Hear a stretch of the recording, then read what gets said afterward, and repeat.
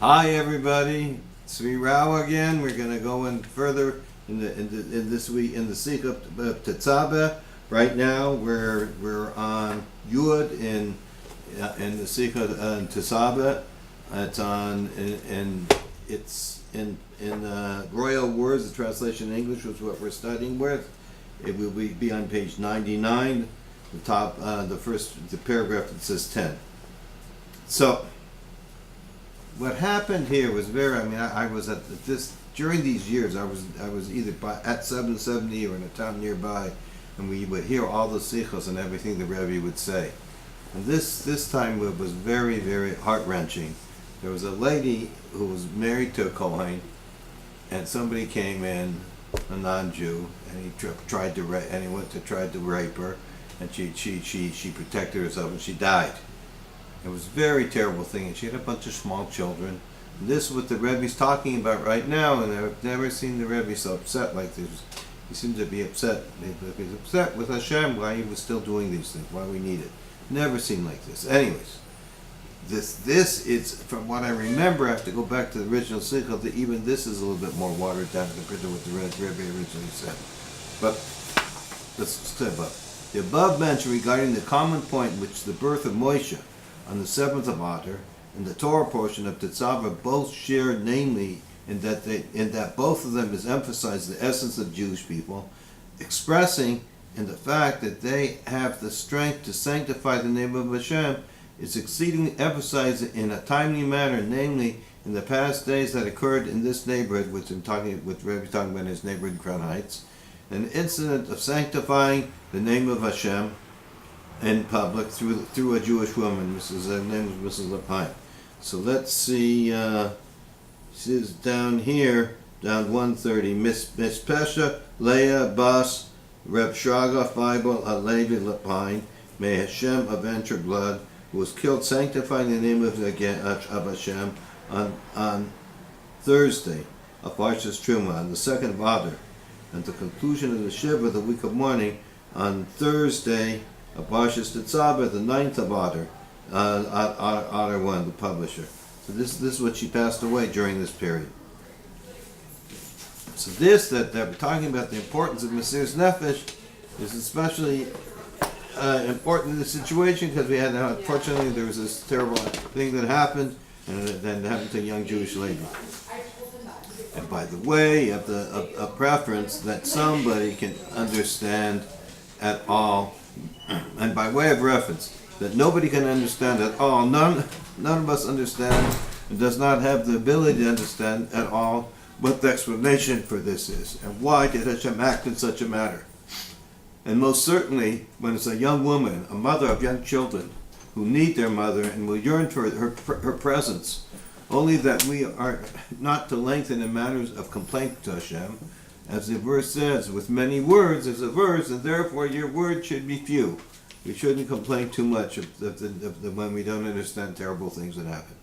It is, however, correct to emphasize the greatness of the sanctification of the name of Hashem in public with this incident. And furthermore, mainly to cry out to Hashem over the long galus until when ad Masai, and to request, demand, and do all that is possible to bring the true and complete redemption through Mashiach immediately, upon which there will be the fulfillment of the prophecy. Those that dwell in the dust will arise and sing, beginning with the righteous, who will arise immediately in the beginning of the redemption, and among them, moreover, among the first of them, the righteous woman who was killed through a sanctity of the name of Hashem, and then immediately, as a soul in a body, she will meet with her family and children, and she will continue to educate them, to raise them to Torah, chuppah, wedding, and good deeds, all along with joy and gladness of heart. First and foremost, we must explain the greatness of the phenomena of the sanctifying of the name of Hashem in public with this incident.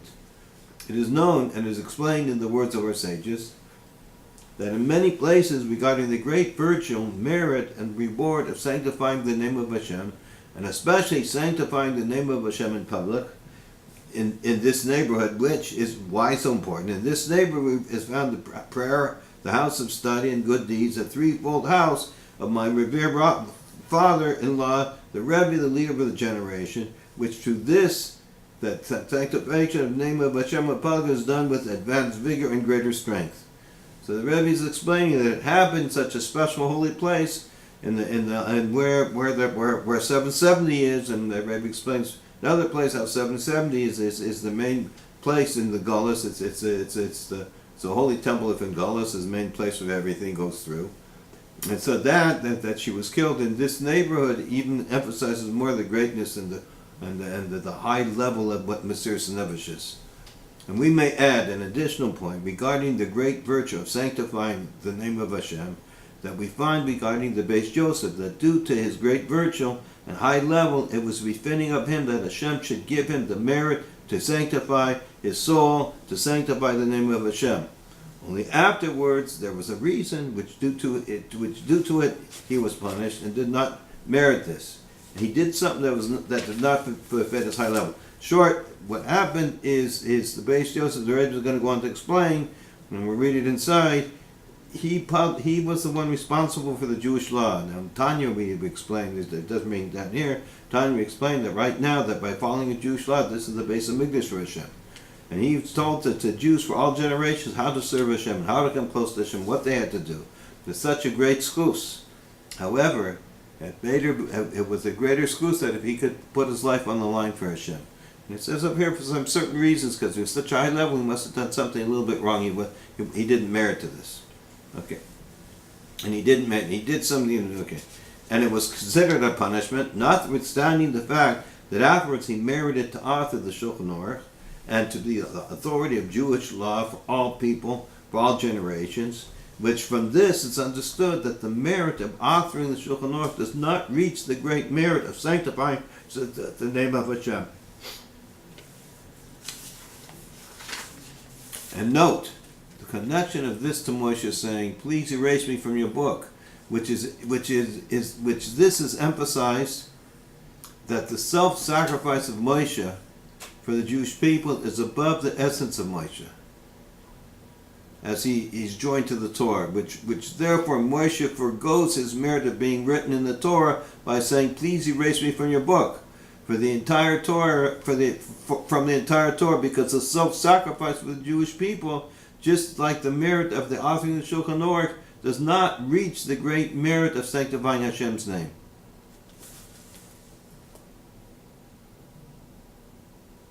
Hold on, I don't understand. Let's go over this again. Because what Rebbe is saying over here, that the Moshe Rabbeinu would give his life over for the Jews, because the Jews are higher than the Torah. So let's read this over again. It wasn't clear to me the whole thing. And noted the connection of this to Moshe saying, "Please erase me from your book," which, as we said before, we said in the prior class, this is right after Moshe went up on the mountain. After he came down and broke the tablets, he went back up to Hashem and said, he said to Hashem, "Either forgive the Jewish people or erase me from your book." So which is emphasized that the self-sacrifice of Moshe for the Jewish people is above the existence of Moshe as he's joined in the Torah. It says the Torah, the Jewish people, and God are one. We're all one. But Moshe's joining to the Torah is not as high of level as he's one with us. He's one with the Jewish people. Which therefore Moshe forgoes his merits of being written in the Torah by saying, "Please erase me from your book. The Jewish people are more important. I'm going to be Mesiras Nefesh for them from the entire Torah because of his self-sacrifice for the Jewish people."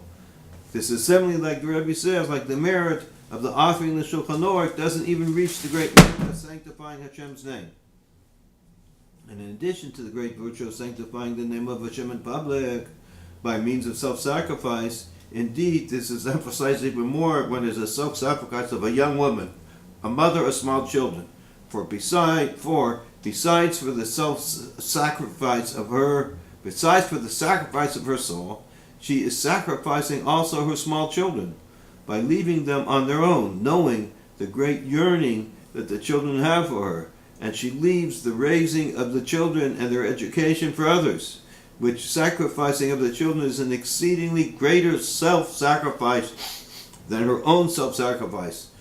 Hence, it is self-sacrifice above self-sacrifice. Now we're on page 102. It's done at number 12. However, after all the amazing virtues of the sanctifying, that Hashem's name of sanctifying the name of Hashem in public, being that we already fulfilled the obligation more than enough of self-sacrifice to sanctify the name of Hashem during all the decrees and the attempted annihilations that took place throughout the long, bitter Golus, including our generation. The Jewish people cried out to Hashem, says, until when? Ad Masai. How is it possible that after the long and bitter exile we still need self-sacrifice in sanctifying the name of Hashem by a young woman, the mother of small children? Even if Hashem desires the pride in the Jewish people having self-sacrifice, because this is his special people, they'll do anything for me.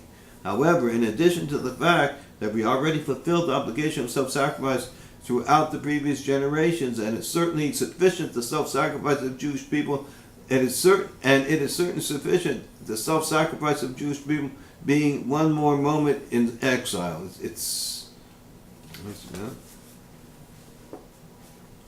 Even if Hashem desires the pride in the Jewish people having self-sacrifice. However, in addition to the fact that we already fulfilled the obligation of self-sacrifice throughout the previous generation, it is certainly sufficient the self-sacrifice of the Jewish being one more moment in exile. This itself is self-sacrifice. We have to live through the exile. The Jewish people are in exile more than 1900 years, and the Mashiach has still not come.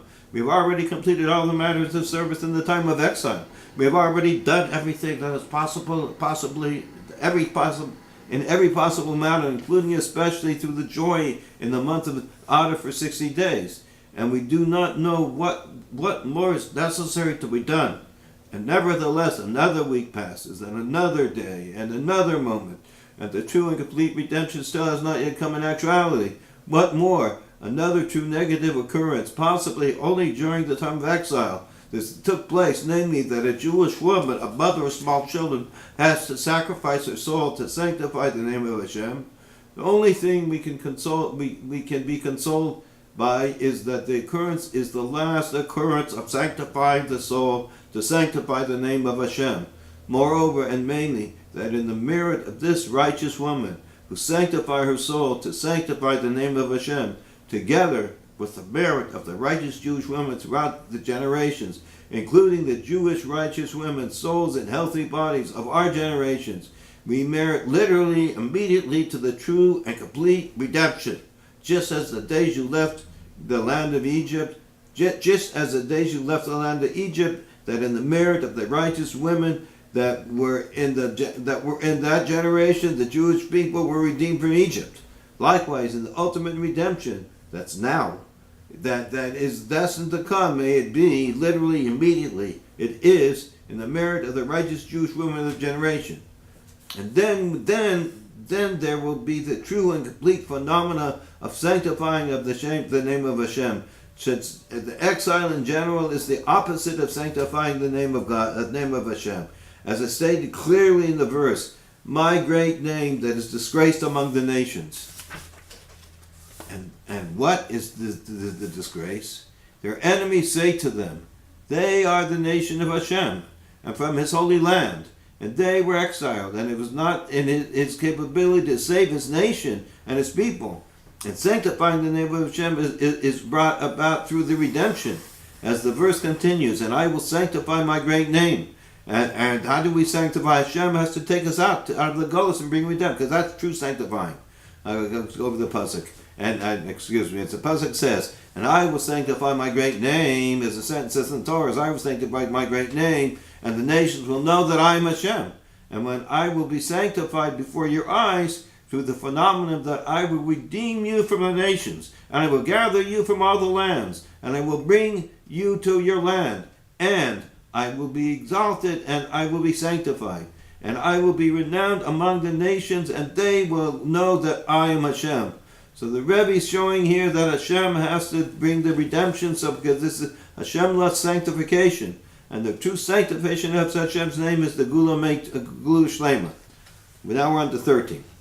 The last, it's on page 104. The lesson from the above spoken regarding action, coming from the 7th of Adar, which occurs in the week of Parshas Tetzaveh, which both have has emphasis on the Jewish people's mazel being strong, namely the strength of the essence of the soul, as it is drawn down and manifest in their service and accomplishments in the matters of physical world, not self-sacrificing, leaving the world heaven forfend.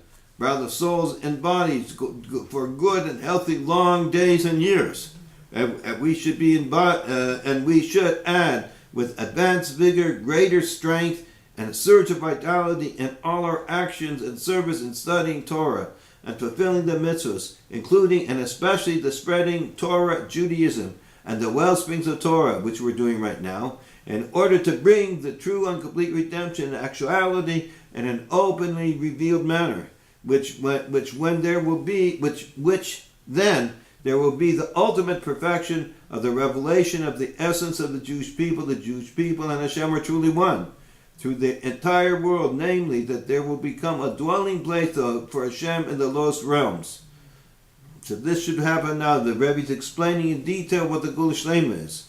In a slightly different words, the service of the month of Adar, whose mazel is strong and healthy, is to bring this amazing state in actuality and in an openly revealed manner, namely the true and complete redemption through Mashiach, who is called Adir, the prominent one. And this prominent one will come from him. He, Moshe, will be the descendant of David, which then the mazel Jewish people, who are called Adirim, the dear ones, and also the strong ones, will be revealed throughout the world together with the ultimate redemption of Hashem, who is Adir, powerful up high. Though the entire world, throughout the entire world, namely that it becomes a dwelling place for Hashem. So this, the Rebbe is bringing up more Indian of Mashiach, another explanation of the redemption. And this reads now we're in paragraph 14, page 105. And this receives greater appreciation since the Torah portions that we read from the Torah in the month of Adar and in this year, the 2 months of Adar, are related to the making of the tabernacle, the sanctuary, which its ultimate perfection will be with the building of the third Beis Hamikdash, which from its light comes forth to the entire world, to the extent that the entire world becomes a dwelling for Hashem, similarly to the Beis Hamikdash.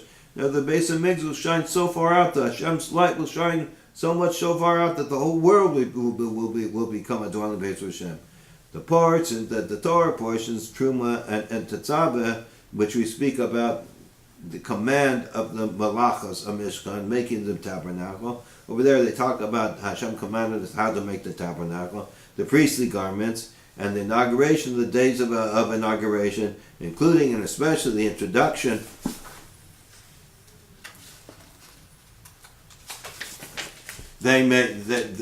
including and especially the introduction. It says, they shall make a sanctuary for me, and I will dwell among them. The culmination of it, and it will be sanctified by my honor, and I will dwell among you. So this, when we build a sanctuary for each and every one of us, also will this culmination that will be a sanctuary for the whole world. So that's Truma, and the Parsha we're talking about, Ki Tetzaveh.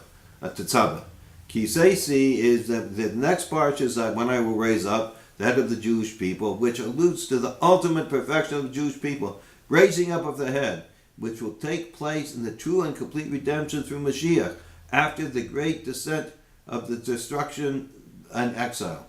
Then we come to Yaakov B'Kudei, the actual fulfillment of the commandments regarding the Malachos, the works, Malachos of Mishkan, work making the Mishkan.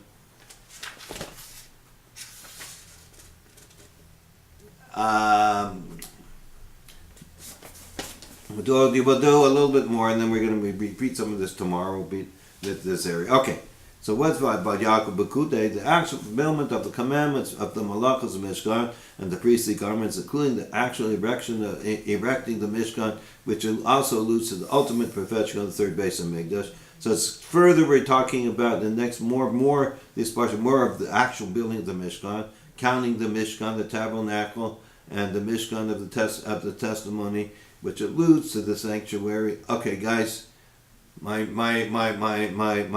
wonderful friend and chaver, the cameraman, says we're up for now. We'll repeat some of this last one again.